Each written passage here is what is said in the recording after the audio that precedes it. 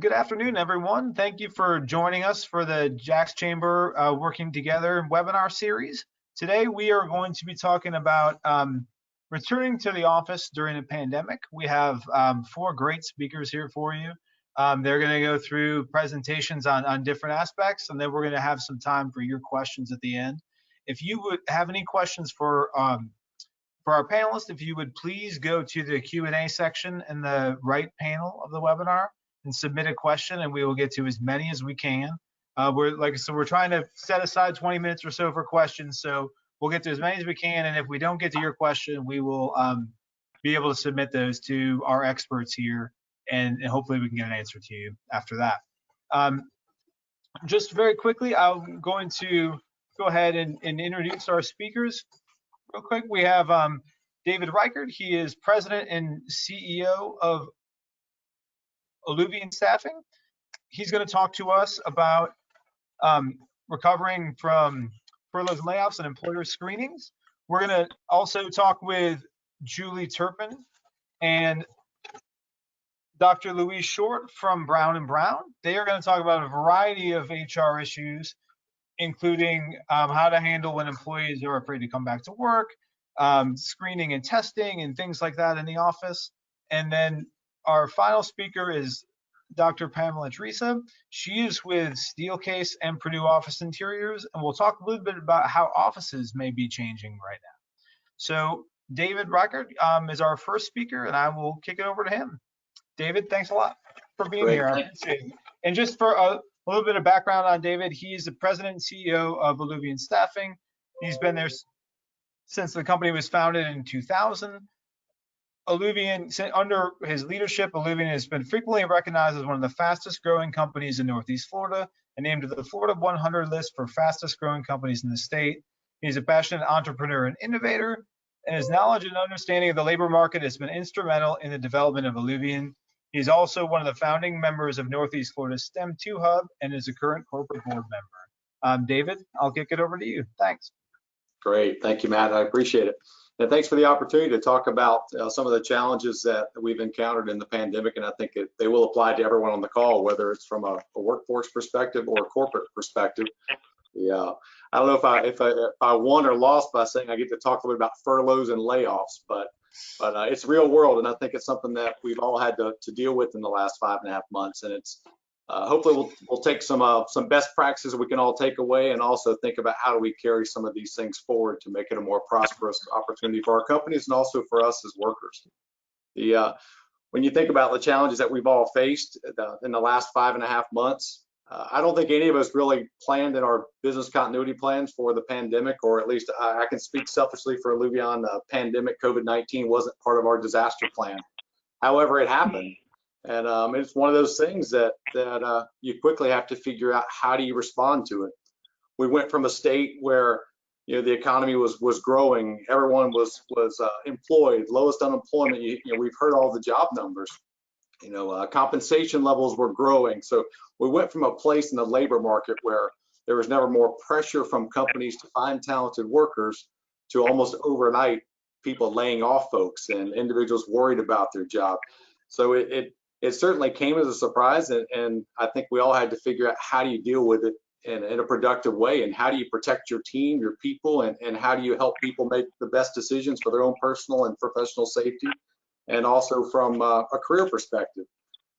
Fortunately for us, being from Florida, I think we've had a little bit of experience with some of the emergencies. Some of the things that we've encountered with hurricanes have prepared us for some of the technologies that we need to have available to us that we can utilize to help create a remote workforce. Fortunately for us, we've been through the drill a few times, and we were prepared. So immediately we responded with, how do we restore critical business functions? How do we get folks working out of their house in a remote work setting? And how do we restore those services back to our customers so we can sustain our business and operate our business in a relatively normal way? Once we got through that stage, it was really then how do you figure out how to go forward? Once again, as I mentioned earlier, we're sitting here in this great place of the labor market, with every company is hiring, and and the economy is booming, to overnight we flip the switch and we have 3 locations in Florida where we have to shut off the lights and tell everybody to go home and start working out of their house and be productive and all these other things that we'd like to have happen in the workplace. So it was a unique challenge, but I must say that our team did a really good job at trying to focus on what's important, which is, we have to figure out what that new norm is. How do we respond? How do we go forward? And how do we make the best of the situation? So we were able to quickly restore business functions. We went remote on a Friday, and by Monday, everyone was up and working. So we felt fortunate we were able to do that, but it didn't mean that everybody else was in that same place. And being in the staffing industry, we probably see a lot of different work environments in ways that some folks don't see it. And you feel the stress and the pressure of individuals about their job security, and then the whole thought of schools closing down, kids being home, maybe 2 spouses or both spouses being unemployed. So there's a lot of unique pressure going on, but we decided as a company and our leadership team is there was 2 things that we wanted to really focus on. One is we wanted to make sure that all of our employees' families were in a safe, healthy environment. And 2, we wanted to make it our utmost, highest priority to protect their jobs and their compensation so we could bring them some kind of financial security through this tough time. So we felt like as an organization, if we could accomplish those 2 things, we could actually avoid doing many of the things that did happen through the pandemic, which were so many layoffs and so many furloughs, which created a lot of undue pressure and unwanted pressure on households. No one could ever probably imagine schools being shut down for 3 or 4 months and trying to figure out, young kids with daycare and teachers trying to do distant remote learnings. So all these things happened in a real short period of time, but we still had to move forward and figure out how to make the best of the situation. So as we started to take the steps forward, we knew we had a stable technology environment. Fortunately, we had made significant investments to create that platform for us so that we could work from home. But then we had to deal with how do you go forward when you start looking at the financial side of what the pandemic has caused. Is businesses shut down overnight. People quit spending money overnight.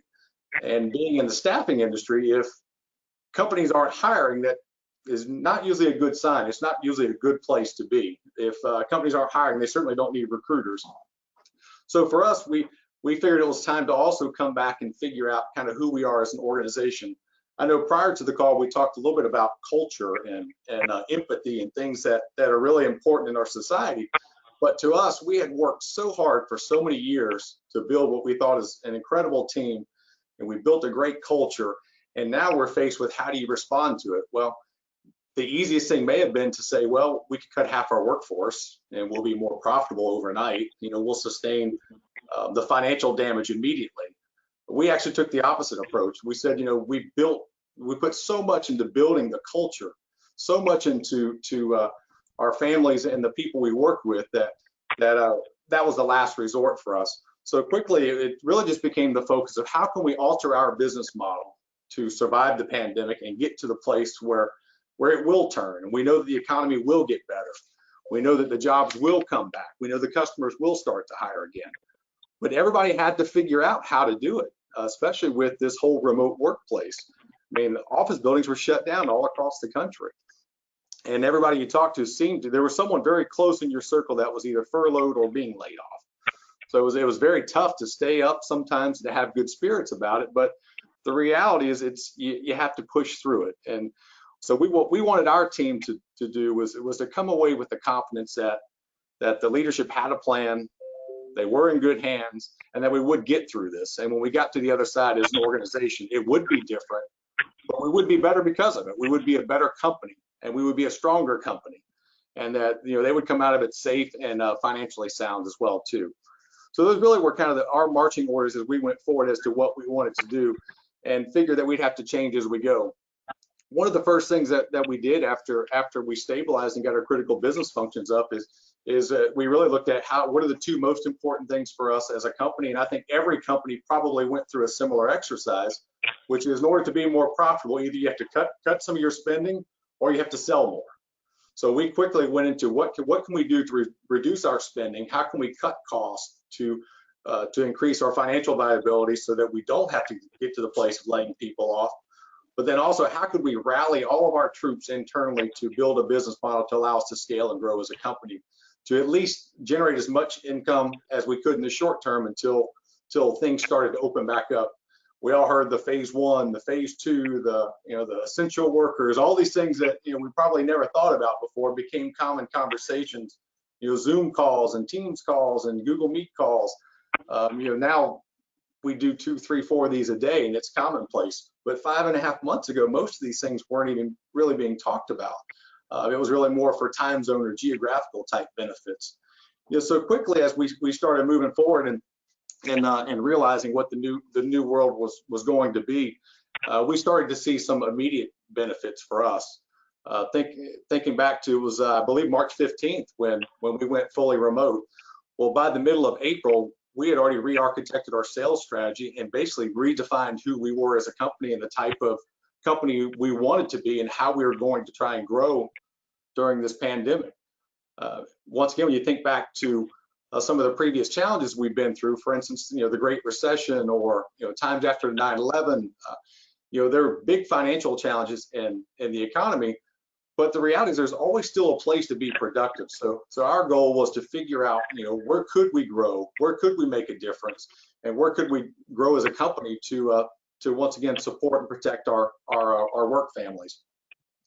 Quickly things did start to turn, but it was painful in the early stages. When companies lay off and you're in the staffing business, that typically means they lay off your employees first.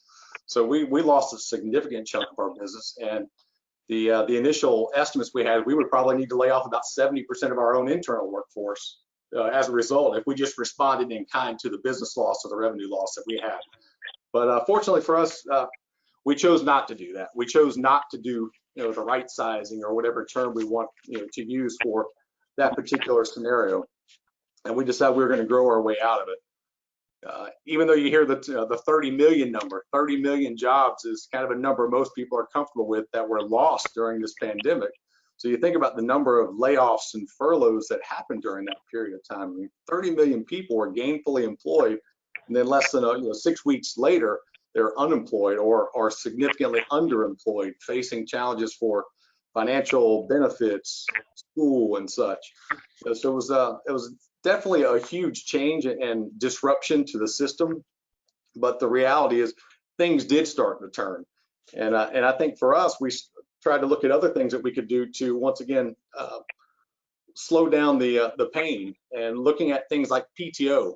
Could you encourage some of your people to take paid time off so that they could really spend the time with their family, focus on helping their family get safer and healthier, and also just taking some of the stress out of the life of this whole remote work and unemployed and underemployed and all the devastation going on in the economy. So we did a lot of little things where we could to try and make a difference in everyone's everyday life, and every one of those things together I think made a difference. But then when you come back and say, well, how do you maintain the culture? How do you keep your people together? Once upon a time, everybody walked into the office together, and you said hello, and you said good morning, and you had a cup of coffee, or you had a couple of face-to-face meetings. That luxury was really taken away from us overnight. So as an organization, we also decided in order to keep our people together, it was really important to focus on the communication strategies. How do you keep your people engaged? How do you unite everyone together as one company, but do it in a way that we've never been challenged to do it before, because now we're all virtual, we're all remote. So we put a lot of emphasis on that at an individual team level, but also at a company level. We had weekly company-wide meetings every week, and we put it all on the table. There were no secrets. It was what it was, and we wanted everybody to participate and engage, and kind of let them know where it stood. We let them know what we were working towards. And every week we talked about our 2 biggest goals were to protect their jobs and to protect their family, to keep them healthy. And that never wavered for us, because we felt like if we could get through this pandemic and accomplish those 2 goals, everything else would be a lot better on the other side of it. Fortunately, we did see things start to rapidly improve for us, whether it was good luck or maybe our good efforts and planning. But within about 6 weeks, we actually had restored all the business we had lost, and actually we're back to a similar place pre-pandemic. So for us, it was a big sigh of relief to think you had made it, through the tough time, but realizing we were now in a different world. And when you think about what that different world looks like, it's a very virtual world now. It's a remote world. It's a digitally connected world versus this person-to-person interaction, interaction in everything that you do. So we start thinking, how do we incorporate that into our day-to-day business and our day-to-day life to make us more successful and to help us grow as a company? How do you look at a workforce strategy where you can plug the pieces in of the individuals, but use technology and still supplement the things that you now have to, because we're not allowed to all be together anymore. And I know some of the panelists are going to talk about safe workplaces and such, but these were all things that we started stepping forward. We tried to figure out, how do you make yourself stronger and more productive as a company? So as you come back and you start taking this remote work and saying, how do I apply it to my business? We quickly realized that all of our customers were struggling with the same thing. And they actually started coming to us saying, hey, how do we solve this problem? We've got all these remote workers, and we're used to having these big onboarding classes. We bring 40 people through, we onboard them, we take them into a big training room, and now we can't do that anymore. How do we do that? So we're able to work with some of our customers who had gone through a large number of layoffs and furloughs as a result of the pandemic. And we were able to come back and actually bring knowledge back to them from what we learned and experienced from other customers and our own trials and tribulations, to try and help them get back up to speed in a faster way. And really what we've encouraged everyone to do, and I think the advice I would tell to job seekers as well as to companies is this is really a good time to be open-minded. It's a really good time to think about what we do and why we do it. And when it is possible and safe, go back to work. It's going to be a different world for years to come, and the longer that we stay away or not participating in that workforce or that environment, I think it's going to be more challenging to get back into it. The world's moving really fast, and I think workers have more opportunities now, probably in areas that maybe they didn't consider than they ever would have had. When you think about what the mobile environment or the remote environment has done, it really has taken something as simple as the area of Jacksonville, Florida. Now the whole Jacksonville, Florida, or North Florida, or the state of Florida workforce is available to the state of New York and California and Texas. So there's actually a benefit that has kind of fallen in our lap if we open our eyes and see it and want to pursue it. There's a real benefit that we can have for our workforce that we have to be able to tap into all these jobs all over the world and still live in what we think is probably the best part of the world, this North Florida area. I'm a little biased, but so you think about from a job seeker perspective, lots of opportunities. But also when you make that next move, think about the actual job you're doing, the benefit of working remote, the benefit of working out of your house. Don't think just about compensation. Think about long-term. Think about the culture and how do you integrate with the people that you're working with. And I think for companies, we need to be thinking the same thing. Think about what is the best way to tap into the most valuable resource for you as a company. The pandemic, to me, it really showed that the people are the greatest assets in the workforce and to the companies, and it made it more obvious now than ever has before. So I think for the companies, be very open-minded about how you go hire workers, and also be open-minded about where the workers come from and where they sit. But all in all, we're very fortunate that we've been able to get through this challenge together, and I want to thank Matt and the team for letting us come and tell a little bit about our story. And I probably ran a couple minutes too long, so thanks again, Matt. Of course, David, thanks a lot for your insight and a little bit about how you guys are getting through it, and some good advice for people, for others that are trying to just find their way through this time. And so now I'd like to turn it over to a couple of experts from Brown & Brown Insurance, who are going to talk about all things, a lot of things related to coexisting with this pandemic and working with employees, and a lot from an HR perspective. And for that, we have Julie Turpin. She's the Chief People Officer for Brown & Brown. She joined Brown & Brown in August 2012 as chief operating officer of a subsidiary company and of the Advocator Group. And under her leadership, the Advocator Group was honored for 5 consecutive years as a top 100 women-led business in Massachusetts. In 2019, she was named as an influential woman in business honoree by the Daytona Beach News Journal and the Volusia Flagler Business Report. Joining her is Dr. Louise Short. She is the National Clinical Director for Strategic Benefit Advisors and Brown & Brown and leads the population health practice as well as the Health Innovation Hub. Dr. Short has helped lead the COVID-19 response from Brown & Brown teammates and develop approaches to assist SBA and Brown & Brown clients and other employers with issues, policies, and strategies related to COVID-19 and a safe return to the workplace. So now I'll turn it over to Julie and Dr. Short Perfect, for their Matt. presentation. Perfect. Thank you for that introduction. And thank you to all the attendees for joining us today. Today, you'll hear from myself and Dr. Louise Short, and our goal is to share 2 things with you today. So first is the COVID-19 clinical and medical response update with a focus on the Florida marketplace. And number 2 is really insight of what we have done at Brown & Brown to support our leaders, teammates, and customers during COVID-19. So if you'll advance me to slide 2, I do have to go through a disclaimer here. So before we begin, I promise to keep this very brief. I won't read all of this, but the information provided in this presentation does not and is not intended to constitute legal, tax, or medical advice. Instead, all information, content, and materials available in this program are for general informational purposes only. All right, so the format that Dr. Short and I have agreed on is really a question and answer format. So we hope you'll enjoy kind of the back and forth between us. So I'm gonna start with the first question. So let's get right into the medical update. So Dr. Short, can you give us an overview on the current state of the pandemic? Absolutely. So I want to start by thanking all essential workers and organizations on this call that have essential workers who've been working through the pandemic from the beginning and helping to support their communities. They have really been essential to keeping our country running. So let's talk a little bit about what's going on in Florida right now. As of yesterday, Florida had over 620,000 COVID-19 cases and more than 11,000 deaths.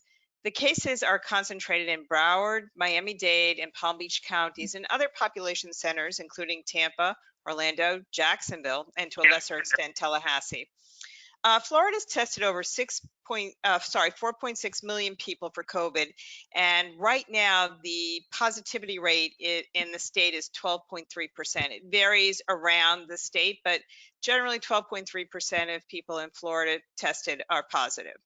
Now, what experts are saying is around a 5% positivity rate indicates that the virus is being mitigated somewhat and that more activity can occur in the community, including opening schools and other businesses. Not that they can't open with a less than 5% positivity rate, but 5% is kind of seen as, a safe level or safer level. Florida, of course, has the challenge and privilege of being a wonderful vacation destination. And early on in the pandemic, we know infections were imported to Florida from other hotspots. And, there is still a lot of tourism in Florida in the summer. And so you've got a lot of people coming in and out. It allows for a lot of transfer of infection within the state and outside the state. So let's kind of move to the next slide, where we're going to look at the current level of control of the pandemic in the U.S. And I think the important point here is we all realize COVID is no longer a temporary state, and we're going to be coexisting with COVID for the foreseeable future. This map is from a useful website. It's called covidexitstrategy.org. If you haven't seen it, I would encourage you to go there. And it really brings together metrics to produce a score for each state based on several parameters that include new cases per million per day, the percent of positive tests, the percent of target testing being done in the state, the ICU capacity, and several other parameters. And if you look at this map, you see most of it is red, which is uncontrolled spread.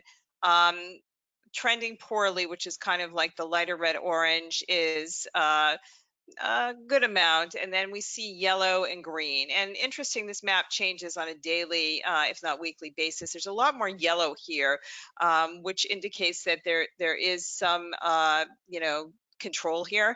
And then the green is mostly in the Northeast. And I'll just make a comment on the green for a moment. The Northeast was kind of different because the governors there banded together. They put strict stay-at-home orders in that lasted longer than other states. They were early on with mandatory face masks, which we'll talk more about later, a lot of public education, and now they're leveraging quarantines. And these states have crushed their curves. Hopefully they'll be able to stay low. And if you look at Florida, it's dark red, which at this moment indicates uncontrolled spread. But the good news, if we go to the next slide, is that in the past few weeks, Florida has had a strong downward trend in new cases. You can see on this slide that the green is change of cases over the last 14 days, and Florida is light green. So that's very positive. And really what's caused that trend has been a ramp up in testing, increased awareness of the importance of contact tracing, but also other controls that have been put in place, including mandatory mask orders in certain areas, strong encouragement of wearing masks, and regression of opening, including closing down bars and other places of gathering. Dr. Short, how is the pandemic affecting business and the economy at a high level? Yeah, so if we look at the next slide, these are some models that were produced by McKinsey early on in the pandemic.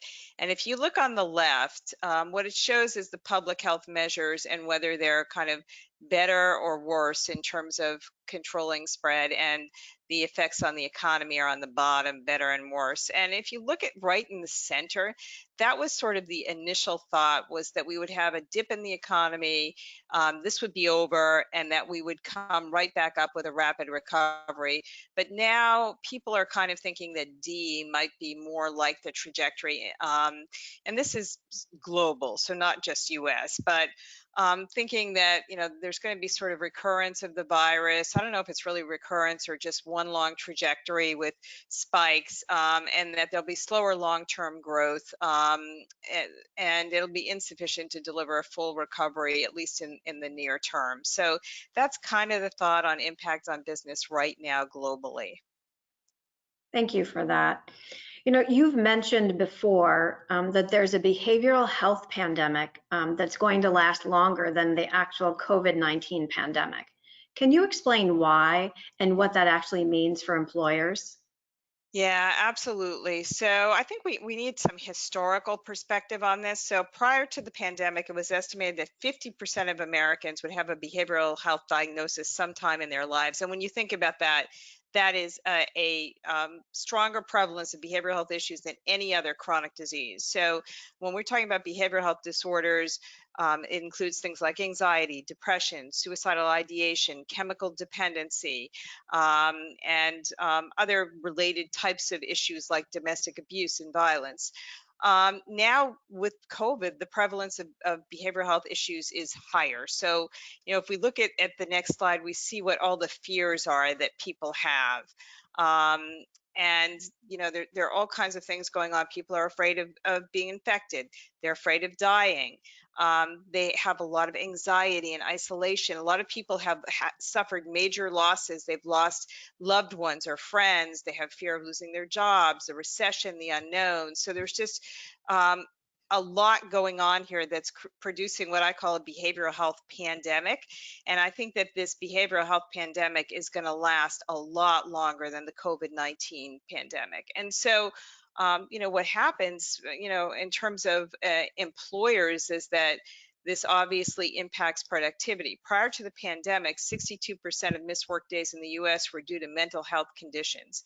Now we know that people are suffering. There are more calls to behavioral health and suicide hotlines. There's a higher incidence of domestic abuse and substance abuse that have been documented during the pandemic. And so what does this mean for employers? It's definitely going to affect re-entry to the workplace.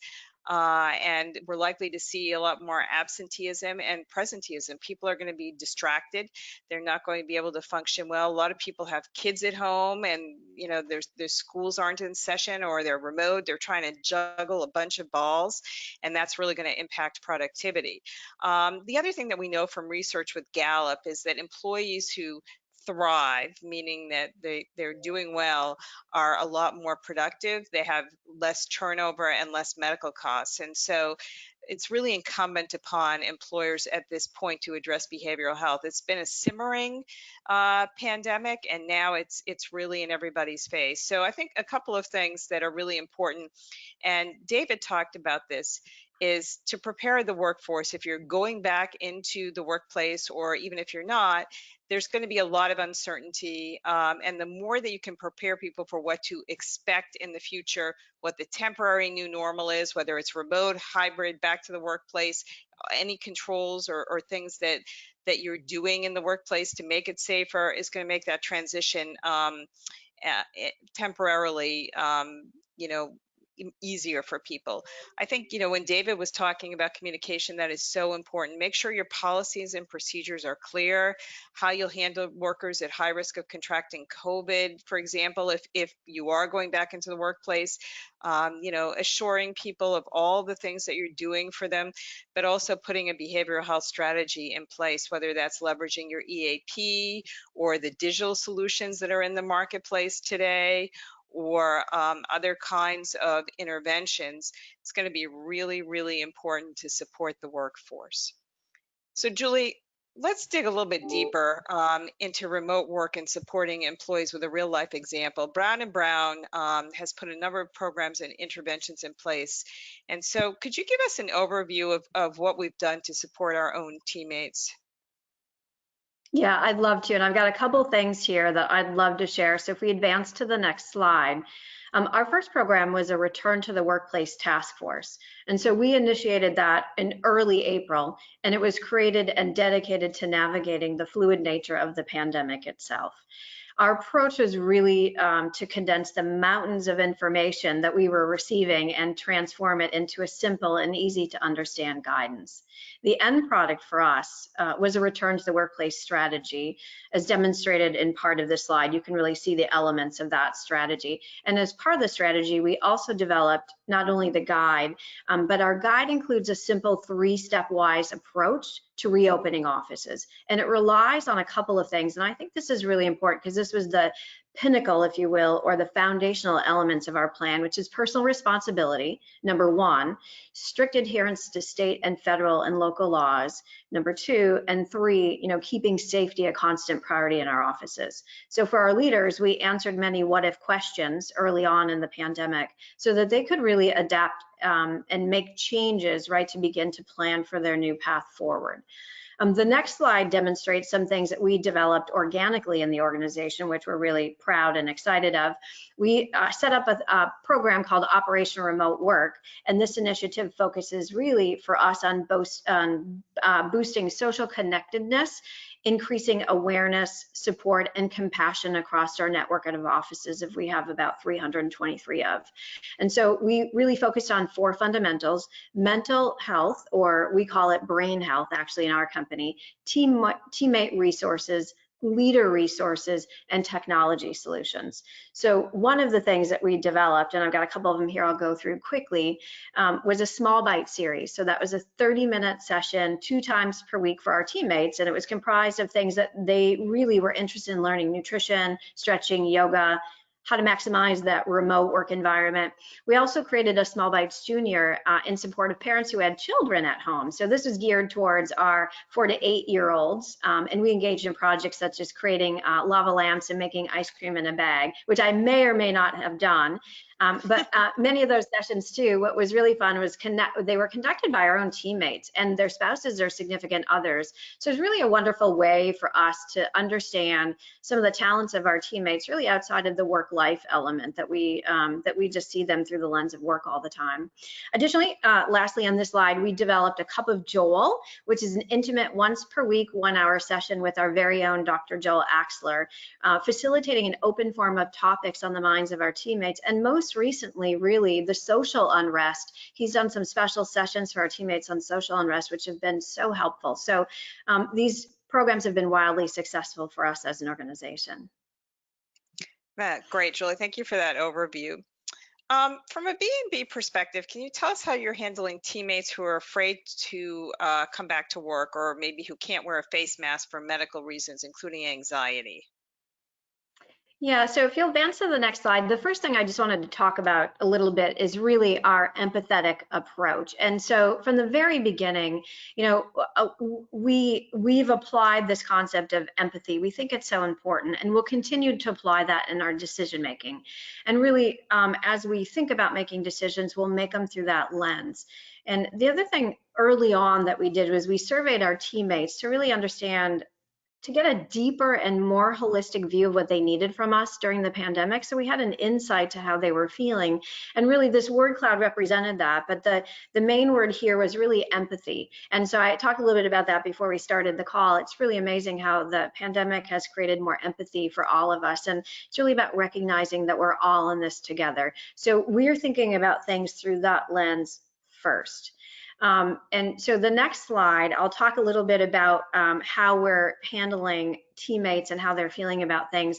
I do think, you know, we've talked a little bit earlier today about coexisting through COVID. There's a new social contract, and it's really important to kind of consider that.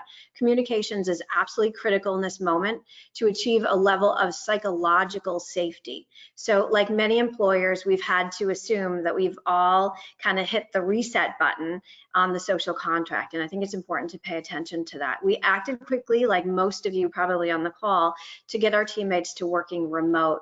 But one big question from our teammates and for all of us here on the phone to consider is, what has my employer changed to make the office safe? So we've done a number of things. We've improved our cleaning and sanitization procedures. We've added physical safety features like the plexiglass barriers, the walking patterns, the no-touch doors, the elevator limitations, and lots of hand sanitizer for sure. We've produced safety posters and videos, and we have social distancing expectations and face mask requirements. And so we've done all these things, but this also relies heavily on clearly communicating expectations. And leadership effectiveness to demonstrate and reinforce those expected behaviors. We've had to call a couple of our own leaders out, and I think it's important to make sure that leaders are demonstrating these behaviors. The goal is not to make teammates feel safe. The goal is to make them safe. So as I mentioned earlier, we're using a stepwise approach and only allowing a limited number of teammates back into the office. We think that that's really helped us from a teammate satisfaction perspective. We've also, the last thing I'll talk about here that we've done is we feel like it's very important. Clearly, as an employer, we'll make reasonable accommodations for our teammates with medical conditions, but we're also using a symptom checker that allows us to evaluate teammates' sentiment as well as symptoms. So as we think about returning to the office, we understand how they're feeling about that. So. Moving on a little bit, I talked a little bit about masks. So what I'd love to do is ask Dr. Short a question about masks. So there's been a lot of information in the public about masks. Can you give us an overview of the current recommendation of masks and the science behind those recommendations? Yeah, absolutely. And so if we advance to the next slide, let's take a look at masks and transmission of disease. And I think just a couple of points. You know, since July, CDC, and before actually, but in July, CDC came out really strongly recommending cloth face masks to decrease the spread of COVID-19. And on their website, you know, they have all kinds of information about types of masks and how to make masks. And they were kind of, you know, recommending it before that time, but that's really when the recommendation got solidified. And they really said, you know, all Americans have a responsibility to protect themselves, their families, and their communities. So the mask protects not just the wearer, but it actually protects other people more than the wearer, because the masks are better at keeping germs from going out than from getting in. So, but if you look at this slide, which I think is very interesting, what you can see is that this slide shows the transmission of COVID by a few parameters, and it's a little bit complex, so I won't go into it in a lot of detail. but I think there are a couple of key points here. What you can see is there's different levels of exposure time, different settings, indoor, outdoor, ventilation, and crowding. And this is transmission from asymptomatic people. And what we can see is the risks are less outside with masks, low occupancy, no talking. But as speaking, singing, shouting happen in any setting, risk increases, high occupancy increases risk, indoors increases risks. But a key point on this chart is that the risk of transmission is much diminished with masks.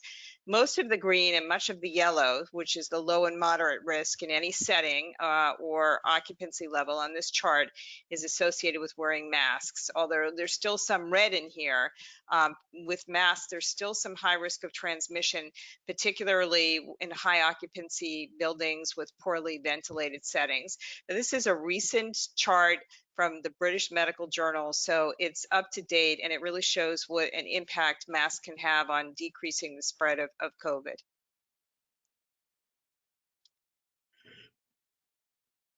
Okay. So Julie, I wanted to ask you, a lot of employers are facing unknowns in terms of the future of work. Can you tell us how B&B is thinking about that area? Yes, thank you, Dr. Short. As we advance to the next slide, I have two slides on this. And the first one is really just as we left the office and as we thought about the return to the work, we realized that we're not going to go back to where we were. We're not going to stay 100% remote. So what does that mean for us in the future? So we've put together a future of work task force for the organization represented by business owners. And a couple of things that we've done so far is to really consider all of the lenses in which we need to look at as we're going to build that plan. And here we've got a couple of partners listed at the bottom too. We think it's really important. We've surveyed our teammates, and what's very interesting about the survey we did with our teammates in April, their feeling about working remote and working from home has shifted dramatically when I look at today as September 1st. So there's a lot of shifting happening in terms of the teammates, how they feel. So we feel like it's critically important to pull an internal view as well as an external view. And on the next slide, just briefly, I'll talk about the few things that we have on the horizon as we think about things that we're working on finalizing for our teammates. The first is a teammate guide. Obviously, I talked about evaluating the future of work. And the last is virtual learning and childcare for our teammates. We really want to make sure that we can help to develop a solution for them and bring them something that could lighten the load and lessen their stress level in that area. Dr. Short, just taking a bit of a broader view, could you please give us a sense of what you see in the future as we wrap up in terms of the pandemic, how workplaces, healthcare, and employee benefits may change? Absolutely. So moving on to the next slide, I just want to emphasize that at this point, COVID is the third leading cause of death in the United States. Number 1, heart disease, number 2, cancer, and number 3, COVID. We've had 183,000 deaths so far this year, and that's really since February probably. And it's predicted that by December 1, we're going to have somewhere between 248 and 358,000 deaths total. And that really depends on the use of masks to decrease transmission and other precautions. So very, very important that we keep those masks on and we use them appropriately, as we mentioned before. But moving on to the next slide, just very briefly on thoughts on the future and best practices, and then we'll wrap up. The pandemic has spurred a lot of innovation. When we look at work in the future, and Julie just mentioned this, we're probably going to see hybrid models and flexible arrangements. But in terms of sort of medical and health pieces, the pandemic has spurred a lot of innovation in testing. So COVID-19 testing, home testing, different types of tests, vaccines. We know that there are many trials going on, and we hope that there'll be a vaccine sometime in the near future. Virtual care has become incredibly utilized now. Was starting to be utilized slowly before the pandemic, but I think virtual care is here to stay now. Telemedicine and a lot of other entrants have come into the space now. Contact tracing. A lot of innovations. We're looking at electronic contact tracing now. A couple of companies with cell phones. We'll see how well that goes over in this country with privacy issues, but again, something that we're going to see a lot more of. And then environmental sciences and controls have been advanced. I think precautions will be here to stay. Whether COVID is here or not, there may be another, pandemic. And I think that people are just going to be more cautious going forward. They're going to be washing their hands, sanitizing, using masks long after this pandemic is over. But I think we'll also see, and we're already seeing, innovations in building safety and ventilation to go along with this pandemic. So that's just kind of a quick run through of, what we'll see in the future. And Julie already talked about innovations in childcare and education. So I'm going to quickly wrap up. Thank you for your attention. And I just want to say that we have several resources at Brown & Brown.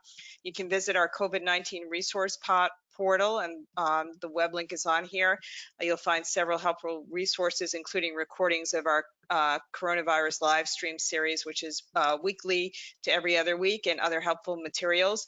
We also have a return to the workplace toolkit, which we'd be happy to share with you for our clients. On the next slide, the Brown & Brown Relief Center is alive and available, and the Relief Center website is accessible for anyone in need, not just our clients. So companies and their current or former employees can get discounts on a variety of products and services, along with other important resources. And then on the next slide, we do have an employment law helpline provided by Ford Harrison. And this is a prominent national labor employment firm. And we've extended the enrollment window for this offering because there's been a lot of demand for employers, but this is highly discounted. So, you can contact your Brown & Brown service team for information on how to access that. So in closing, thank you for inviting us to be with you. If you have any questions or would like additional information, contact Kathleen Cam Larson. And as we work together to stop the spread of COVID-19, please remember to back up, social distance, mask up, and wash up. And with that, thank you for your attention. Stay healthy, stay safe, and we'll turn it back over to Matt. Great. Thanks, Dr. Short, and thanks, Julie. Really appreciate your insight there. I will now introduce Dr. Pamela Teresa. I will keep this short because I know they want to hear from you, but Dr. Teresa is a regional applications consultant for Steelcase and for Purdue Office Interiors. Steelcase is the world's largest manufacturer of workplace solutions for corporate, education, healthcare, and retail industries. Dr. Teresa has a research background focused on fostering behaviors within the built environment. She leverages her knowledge of research methodologies and experience with clients within various markets to uncover end user needs and develop resilient workplace solutions. And she's going to talk to us a little bit about how our offices will be changing. So Dr. Teresa, I'll hand it over to you. Thank you so much, Matt. So prior to the pandemic, our clients were speaking to us and our partners at Purdue about how do you fuel creativity? How are we enhancing innovation? How do we leverage our workplace as a tool to speed decisions and be more agile?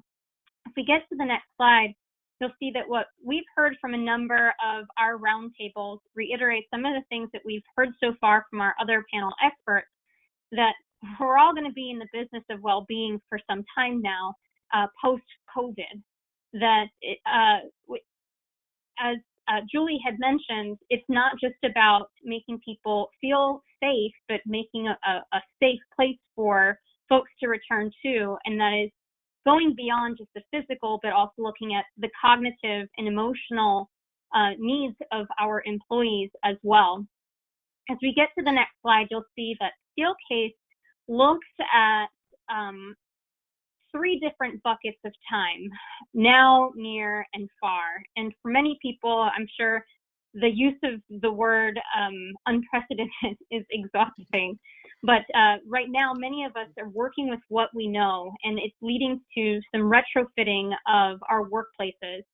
We're very quickly getting to this near state where we're starting to drive decisions based off of data and science-based evidence.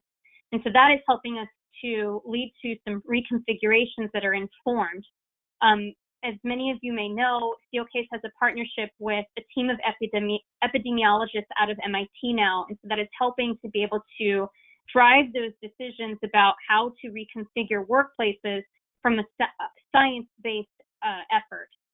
As we look into the future in this far state, that science and technology is helping us to reinvent the way that we think of our workplaces.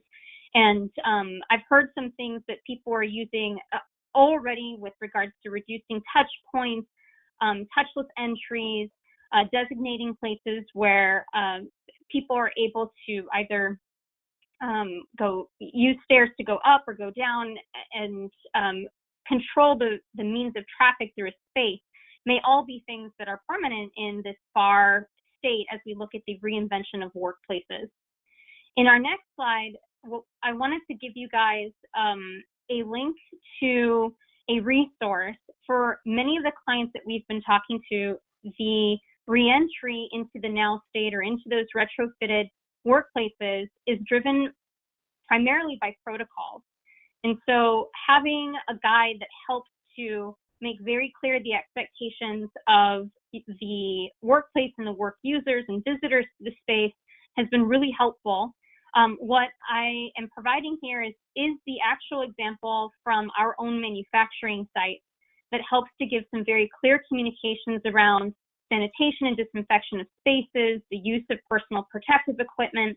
And so for any of you who are still in the development of those user guides, this may help to provide some additional information for you.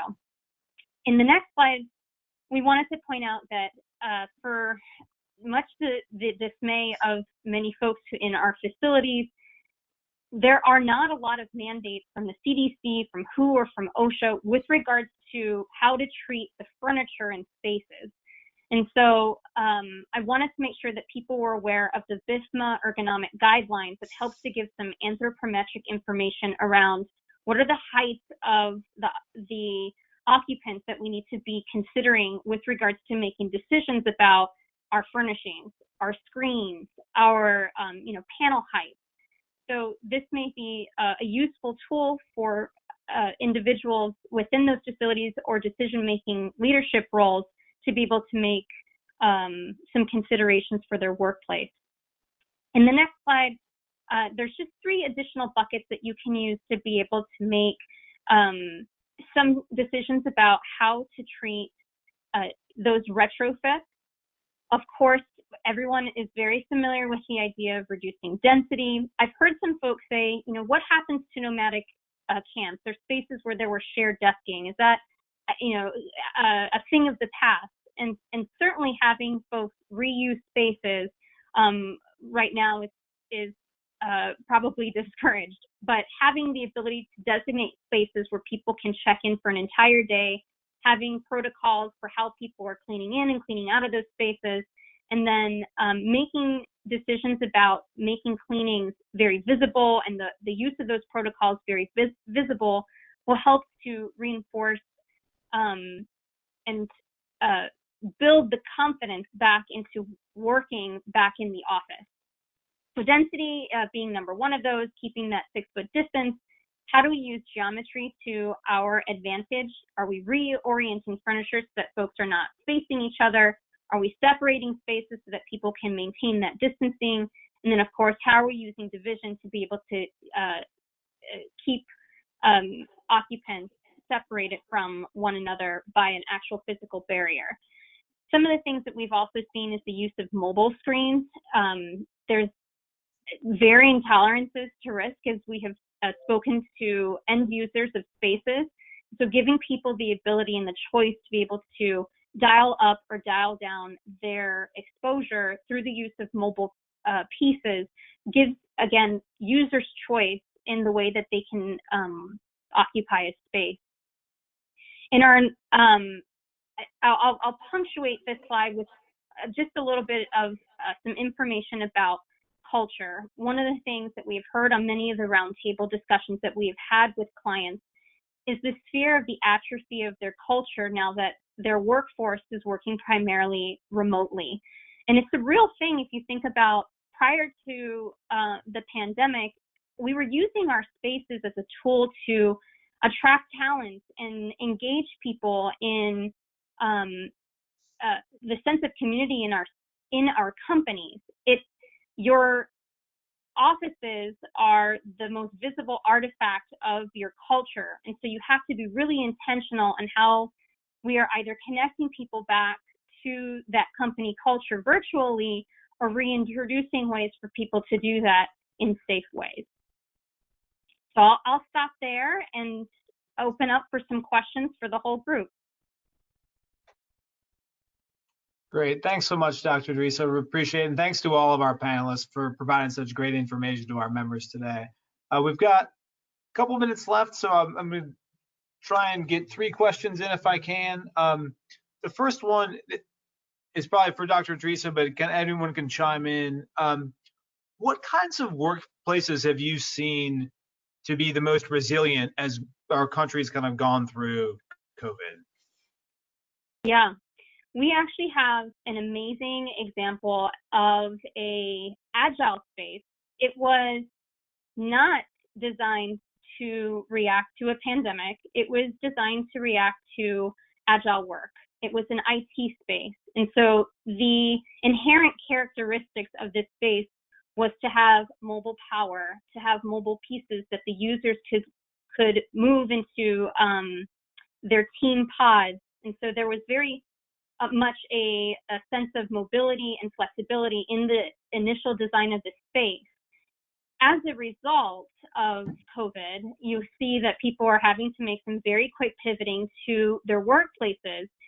This particular space, because of its inherent flexibility, was able to respond overnight because everything was already intended to be moved. And so as users have started to reoccupy that space, they have additional tools that were already invested in the space that have allowed them to continue to adjust the design of their pods based off of the need of their team units. And so I will say that just with that one example, in my mind, the future of space is going to be more flexible. Great. Thank you, Dr. Teresa. Well, this is something that I know that David, you mentioned, and also Dr. Short and Julie touched on too. As we talked about job seekers and the importance of working with employees, how important do you think it's going to be as people, start looking for work or different opportunities over the next 6 months to a year? How does this change what employees are seeking from an employer after experiencing the pandemic? Go ahead, Dr. Short. How do I think it's changed? I think people are going to be looking for different kinds of benefits, actually. I think childcare is going to be really important, particularly because we don't know as the pandemic goes on whether schools are going to be back, whether they're going to be hybrid. So I think those kinds of benefits are going to be key. I think financial wellness, we talk about the 4 dimensions of well-being as being physical, emotional, social, and financial. And I think financial well-being is going to be critical. So having tools and solutions, and there are a variety of them out there, many of them very innovative. I think also that the idea of culture and connectedness is something people are going to look for, whether workplaces are back, in physical spaces or whether they're remote. People are going to want to understand how a culture is going to be created there. And so I think they're going to be looking for connections. And then I think behavioral health benefits are going to be huge. I think people are going to be looking to be supported, and they're going to be looking to see what are the benefits, what are the tools, what are the solutions that employers have. Julie? Yeah, I would just add to that. I also think from a competitive advantage, I think employers are going to need to be more open to flexible work arrangements, whether it's working from home a couple of days a week or working from home long term. I think that those are going to be requirements in order to stay competitive in the marketplace. The other piece here too, I would just say is, and David, I think you might have referred to it as well, is it opens up the talent market for all of us too. It allows us to be a bit more competitive, maybe if we were more focused on just our geographical location. So. Yeah, I think it definitely levels the playing field overall. I think it brings priority to what should be the most important, which is from an employer's perspective, can they find the right talent that can do the job they need them to do in the time frame for the price they can afford? but I think it also is making every job seeker look at the situation and say, is it rewarding for me, not just financially, but as an individual and for my family? I think it's kind of made everybody step back now and say, what do I want my future to look like? And my work-life balance has a different meaning today than it did 6 months ago. So it's going to be fun to watch, but I think it's going to be beneficial for everyone. And I know, Dr. Short and Julie, you had mentioned some of the things that you guys are doing on the behavioral health pandemic. What are some of the examples of things that Brown & Brown have done, or other companies you've seen that have been the most successful and the most receptive by employees? So, Yeah, go ahead, Julie. I'll just start with, we really leveraged our EAP provider. We really wanted to remove the stigma of calling EAP, and we talk about it openly. Our own CEO talks about brain health. He does a weekly video where he talks about that. I think as an organization, one of the most important things to do is open up the dialogue and make it safe for teammates or employees to talk about that. And I think we've done that in a really strong way. I think sentiment, I think understanding how your teammates feel. We ask our leaders to do calls to 3 to 5 teammates who don't report to them to get a sense of how they're feeling and how they're feeling about things, how they're feeling when they work from home. I think we've got individuals who work with us who are single. And so we pay particular attention to that because they're at home alone and they're not able to get out. And so we pay particular attention to that. I think Dr. Short probably has some thoughts about maybe some other employers, but I know specifically what we've done. And I just think opening up and having kind of the brave conversation about it starts the dialogue. I think it's critical. Yeah, exactly, Julie. So my role at Brown & Brown is dual in that I consult to a lot of clients, but also to our own company on our own teammate health plan. And so what we're working on with other clients and also with our teammates, one thing is mental health awareness training, and that is really critical. It's mental health first aid, and it's kind of like a regular physical first aid. So it's about knowing what the signs and symptoms are of mental health issues and being able to approach people and talk to them about how they're doing. And it's really a training for leadership, for HR, it could be a training for all employees, but also trying to get people over to resources and training them on what the resources are the company has. And so several employers that we work with have implemented or considering implementing something called mental health allies, which I think is a really great approach. It's like having well-being champions or wellness champions, but it's really specifically for mental health, and it makes it more destigmatized, if you will. Some of the companies that we work with, for the people who are in this mental health allies network, they'll put it under their email signature. And actually heard one employer say that it saved someone's life. They saw that someone they knew was a mental health ally. The person was feeling suicidal. They called the mental health ally, who got them to the right place. So it's not, mental health allies don't do therapy, but they kind of check in on people and they refer them to the right resources. So that's one intervention that I think could be implemented by a lot of employers. And then there are a variety of digital health solutions in the marketplace. Digital health for behavioral health has gotten the highest degree of funding of any area of clinical area. And so what we're seeing are, texting applications, peer support, online cognitive behavioral therapy, telemedicine. There's a whole spectrum. And we have an innovation hub that sorts through all of these different innovations and in behavioral health as well as other areas, and helps employers kind of select the ones that might most fit their culture and their needs. Great. Thanks. I wanted to get to one last question. I think everyone could maybe address it a little bit if they wanted to. I'll start with Dr. Drisa. I know that with so many people working from home, and we've heard a lot about the future of the office and people wanting to work remotely more. And so what are you kind of seeing, and what are you all seeing with your companies and clients as to the future of the office and how much work from home plays into that, and how employers will end up being flexible or should be flexible in the future? So prior to the pandemic, many clients that we worked with that had previously said that work from home couldn't work for them, that they needed to see their people. They needed to have that quick connection with their people, have completely changed their tune now that they have kind of been forced into this experiment. So I definitely think that the idea of having this mixed use of both an office space and home office space is going to be seen as this as a new kind of category of the ecosystem that is our workplace.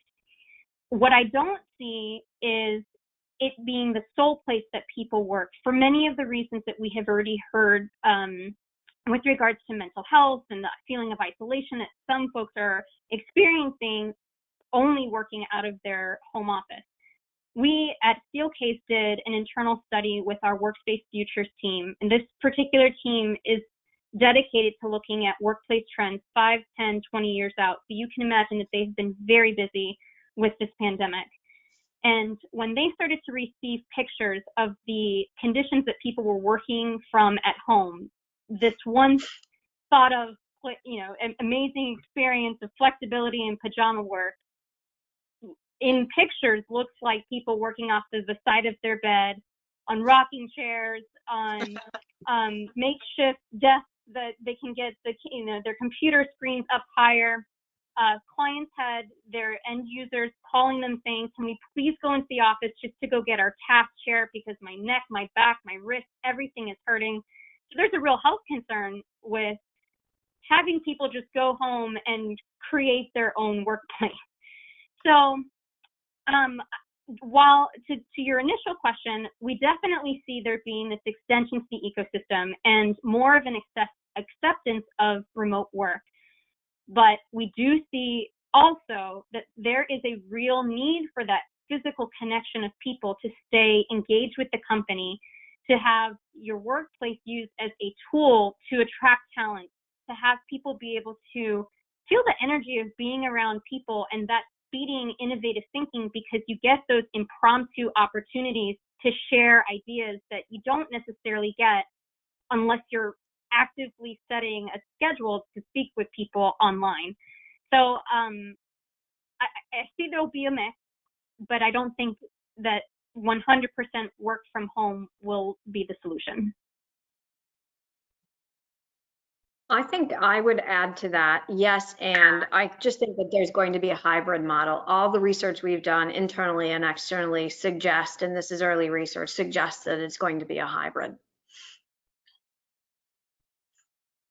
I was amazed by how many of our folks that thought they only wanted to work remote after being there for a week or two said, I need to come back. I need a few days in the office. So we actually have seen some of the opposite, where the initial feeling was this is the utmost flexibility. I can work from home all the time. And then that hybrid thought really, comes to mind. How do I stay connected with my team, with my culture, my company? So I agree. I think we'll end up somewhere in between but you still have to have a functional space no matter where the location is, and it may be multiple locations. It can't always be Starbucks. Well, great. Well, listen, thank you everyone for tuning in today, and thanks for our panel, David Reichert with Alluvian Staffing, Julie Turpin and Dr. Louise Short from Brown & Brown, and Dr. Pamela Dresa from Steelcase and Purdue Office Interiors. Just a reminder, if you missed this one or any of the other ones, all of these are recorded and they are on the Chamber COVID-19 Business Resources page that you can find a link to at myjaxchamber.com.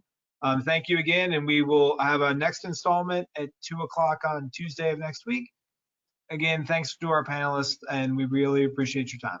Take care. Thank you. Thank you so much.